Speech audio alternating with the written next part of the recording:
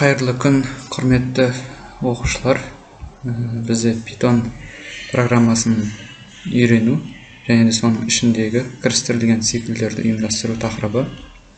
Бүгінгі бізде сабақтарда сұрақтарға жауап аламыз. Және де үйренетіндеріміз кірістірілген цикл деген не, екі for циклын бір-біріне кірістіріп пайдалансақ қандай нәтиже алуымыз мүмкін, кірістірілген циклдерді қандай есептерді шешуде қолдануға болады деп ойлайсыңдар. Осы тақырыптарға, осы сұрақтарға жауап аламыз. Біріншіден, кірістірілген цикл дегеніміз не? Бірінің ішіне екіншісін кірістіріп пайдаланған бірнеше қарапайым циклдер кірістірілген циклдер деп аталады. Кірістірілген циклдерді ішкі цикл сыртқысына толық енуі керек, және де бір-біріне кірістірілген екі қарапайым циклдің жазылу түрі бір схемада берілгендей кірістірілген циклдерді күрделі цикл деп те атайды. Бізде мұнда схемасы көрінген екі қарапайым циклдің жазба түрі for, I, in, range деген сияқты екі оператор арқылы жасалады. Оны қазір алдағы практикада толықтай үйренетін боласыздар. Егер программада кірістірілген екі цикл қолданылса, онда сыртқы цикл n ретінде орындалғанда, ішкі цикл n көбейту n ретінде жұмыс істейді. Мысалы, төменде берілген циклде сыртқы цикл 10 рет, ішкі цикл 100 рет, жалпы 110 рет жұмыс істейді. Осыған байланысты біз практиканы көретін болсақ, бізде онлайн Python деп Google-ға жазсақ болады. Және де программада Python программасын басып алып, жүктеп алып, қолдансақ та болады. Ал біз бірінші мысал келтірейік, практикалық жұмыстар болса. Бізде for, I, in, range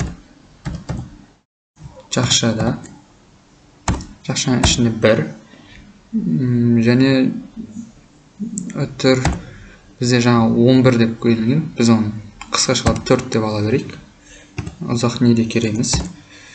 Және де екіншісі for, бұл жерге I емес G, және in, range, жақшаның іші, 1, өтір, 4, және қос нүкте. Дәл осыны енді толықтай программада көру үшін бізге print керек, және нені көруіміз керек. Оның ішінде I, өтір, end деп жазамыз. Тең дейміз да 2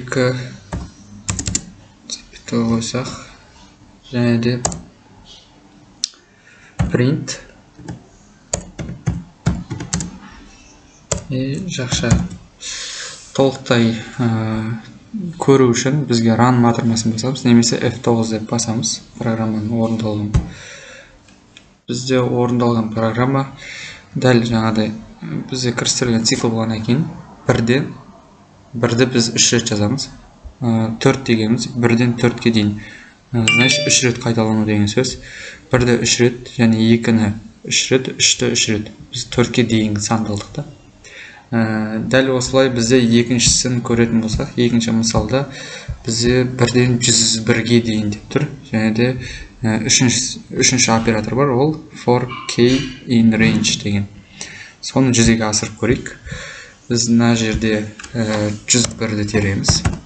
Себебі бізге 100-ге дейінгі сан.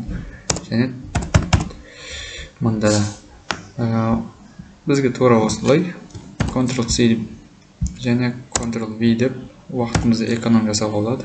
Бізге G-ні орнына әрине K қою керек.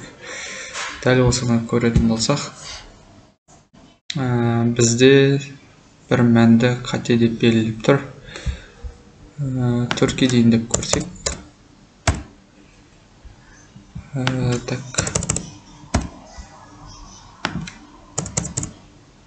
4 деп алатын болсақ, бізге не себепті қате деген нәрсе шығып тұр. Бізде printer жазылды, end жазылды. For G, K, мынаны алып тастасақ операторды орындала ма екен?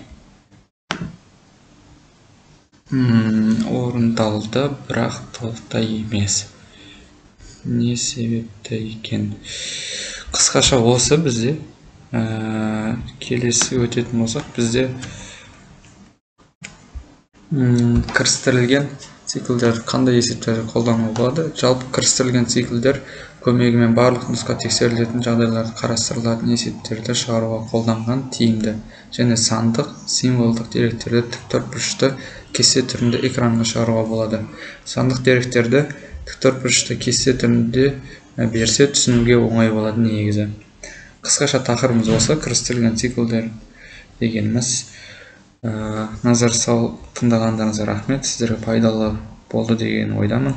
Үй тапсырмасын мен платформаға тіркейтін боламын. Сау саламатта болыңыздар.